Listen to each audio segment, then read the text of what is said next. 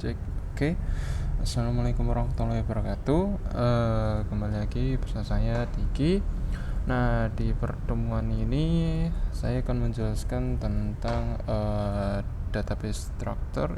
Lebih tepatnya kita akan melakukan relasi dengan studi kasus, yaitu mahasiswa mengambil mata kuliah. Nah, mahasiswa mengambil mata kuliah ini sendiri akan kita implementasikan ke dalam database atau MySQL pada umumnya, kalau kita tahu ya pada praktikum. Nah, tampak ini sudah saya buatkan nih struktur dari umumnya atau gambaran umumnya dari pada studi kasus kali ini. Nah, studi kasus kali ini dapat kita lihat ada dua tabel. Ini studi kasus yang simpel saja, kita beri contoh. Ada tabel mahasiswa. Nah, di tabel mahasiswa itu sendiri ada NIM sebagai primary key-nya. Kenapa kita ambil NIM? Karena saudara tahu ya kan, NIM itu adalah unique key. Jadi nggak mungkin ada NIM yang sama. Jadi kita jadikan NIM sebagai primary key. Selanjutnya ada atribut nama, kita pasang ke tipenya yaitu string. Terus untuk tanggal lahir itu kita pasang ke tipenya date. Terus jenis kelamin, nah di sini kita pasang enum. Di sini untuk atribut-atribut yang terdapat pada mahasiswa, kita akan menerapkan tipe data yang berbeda agar kalian terbiasa gitu. Jangan tipenya cuma integer string. Jadi kan ada variasi seperti itu biar lebih mengeksplor. Setelah itu ada alamat itu kita pasang string saja. Terus untuk nomor telepon itu bisa integer ataupun number. Terus selanjutnya ini kita dulu ya, lanjut ke database matkul atau tabel matkul. Di sini di tabel matkul kita pasang primary key-nya yaitu kode matkul. Terus di atributnya ada nama matkulnya. Di sini nama kita pasang string tipenya. Setelah itu ada atribut kedua yaitu semesternya. Semester mata kuliah itu bisa diambil gitu. Kita masukkan integer aja atau number. Nah, di tabel mahasiswa di bagian akhir kita pasang kode matkul, yang mana ini adalah foreign key dari tabel matkul yang di sini nih. Oke. Nah, yang di sini nih kita relasikan ke tabel mahasiswa yang di sini. Jadi yang di sini jadi foreign key, di sini adalah primary key-nya. Seperti itu. Nah, ini yang akan kita implementasikan ke dalam bentuk atau ke dalam MySQL. Nah, seperti biasa, jangan lupa diaktifkan terlebih dahulunya XMPP atau MySQL-nya. Kalau sudah, kita buka ke database strukturnya. Sebentar, database-nya di sini. Oke. Database-nya di sana. Sebentar. Oke, udah ya. Sini udah. Nah, di sini kita buat dulu tabel database baru gitu maksud saya. Kita buat database baru, kita namain saja. Di sini adalah studi kasusnya karena mengambil matkul, jadi kita atur saja MHS gitu aja, mahasiswa mengambil matkul gitu aja. Ini sebagai contoh aja, tapi kalau lebih baik itu ya nggak boleh gini aja. Oke, itu udah buat database-nya ya. Nah, kalau udah buat database-nya, kita create tabelnya terlebih dahulu. Nah, yang kita create pertama, kita bisa create terlebih dahulu untuk tabel, mungkin ke tabel matkul. Kita tulis saja di sini tabelnya matkul gitu. Itu ada 2 kolom ya, 3 ya, 2 atau 3 tadi ya. Kita lihat dulu tadi mana ya, itu ada 3. Oke, kita ada 3. Kita go insert. Nah, di sini seperti biasa kita sesuaikan dengan yang telah kita desain sebelumnya, yaitu ada kode matkul, nama, dan semester. Kita masukkan di sini kode matkul. Nah, ini kita pasang ke integer aja nggak apa. Length-nya mungkin maybe kita pasang 3 aja. After it Ini kita pasang ke primary key. Mana primary key-nya? Bentar. Comments null index AI attributes.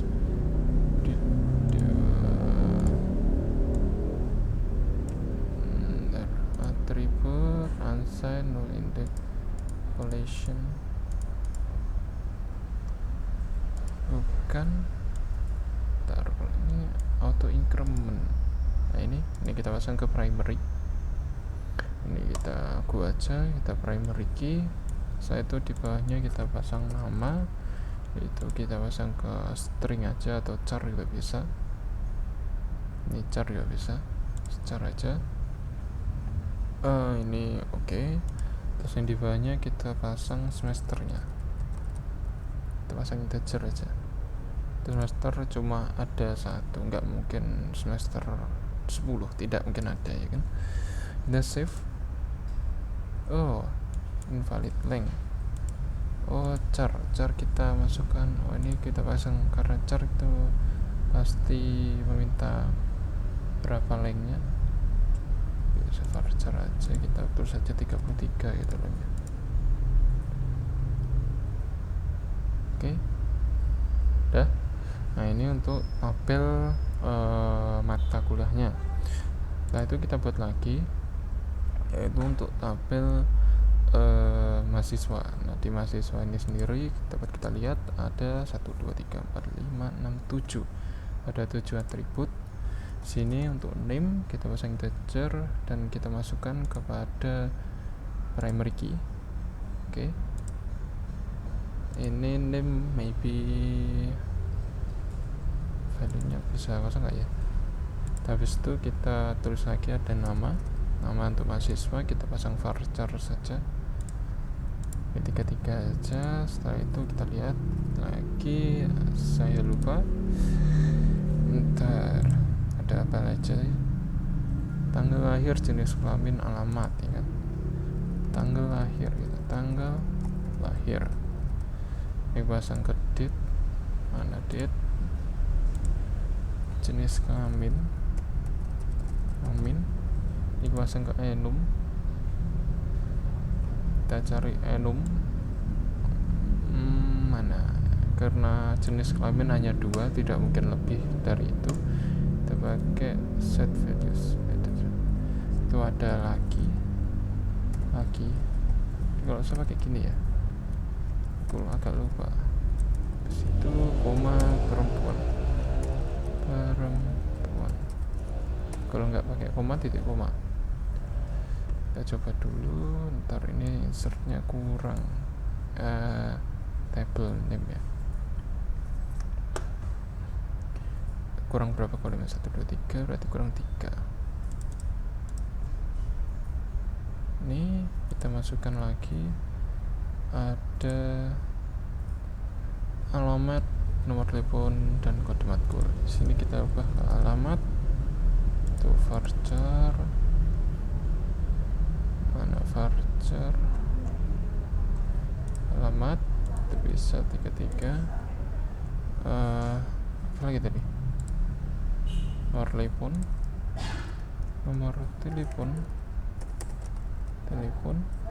pager, kita pasang 13, dan kode matkul, yaitu hasil relasi dengan tabel mata kuliah.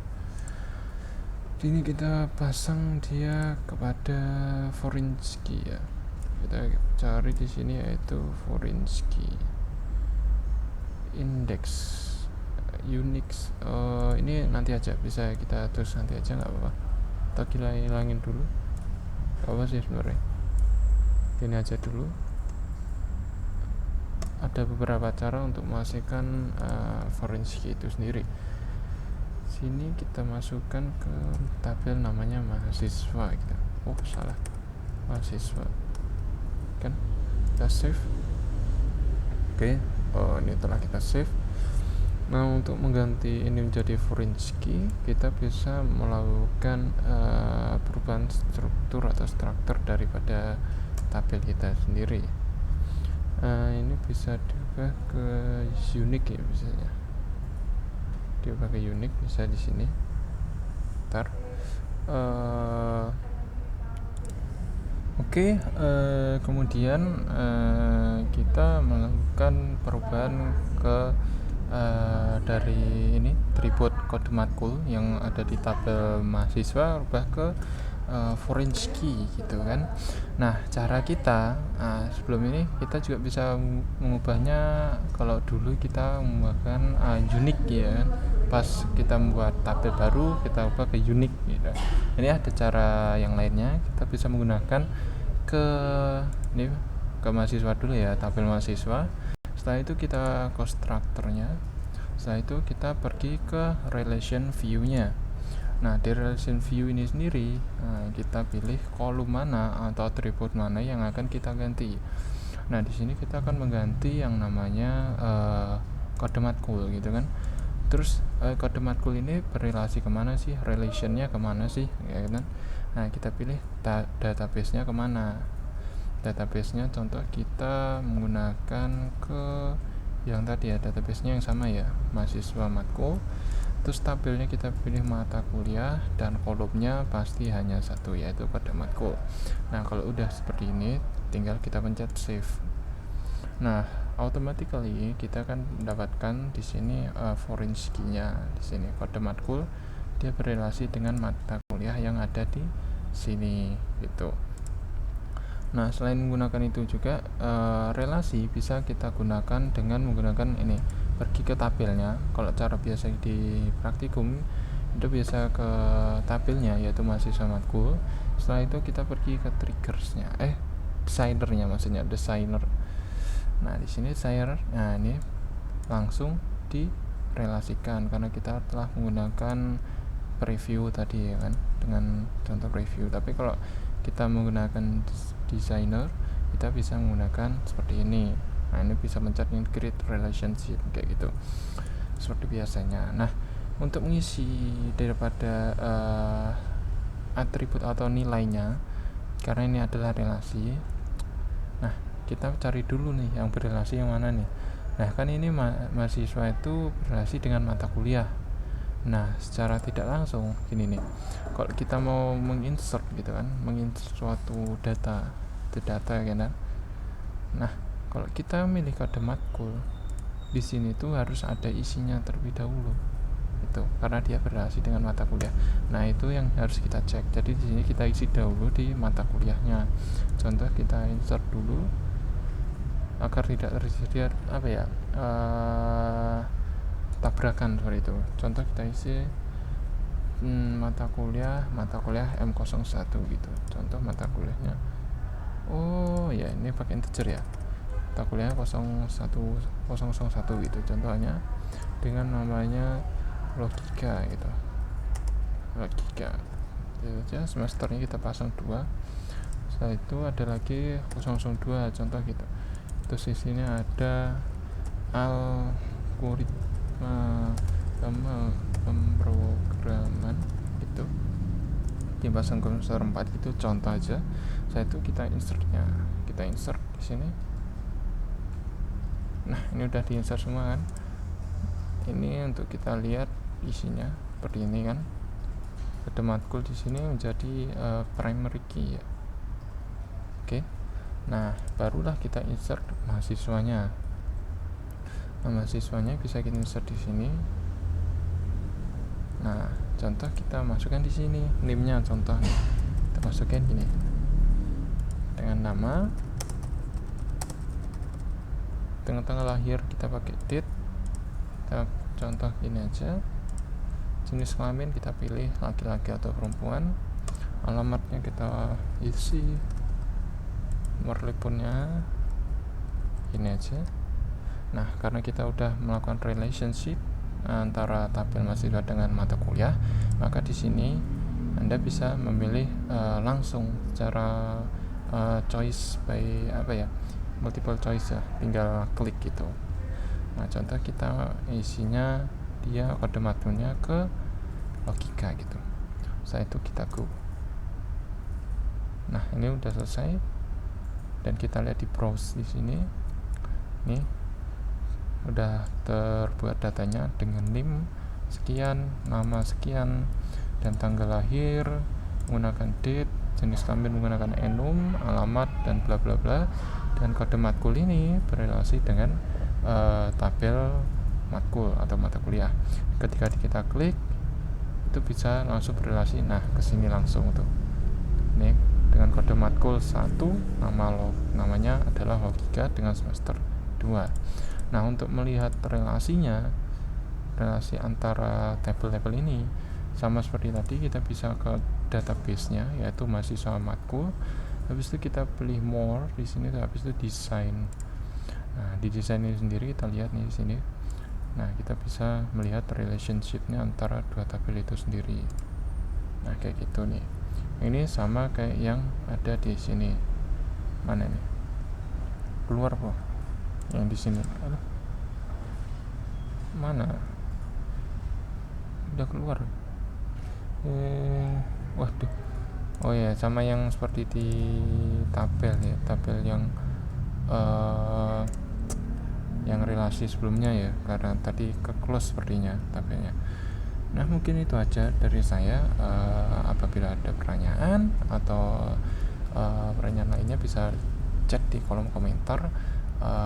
Wabillahi taufiq wal hidayah. Wassalamualaikum warahmatullahi wabarakatuh.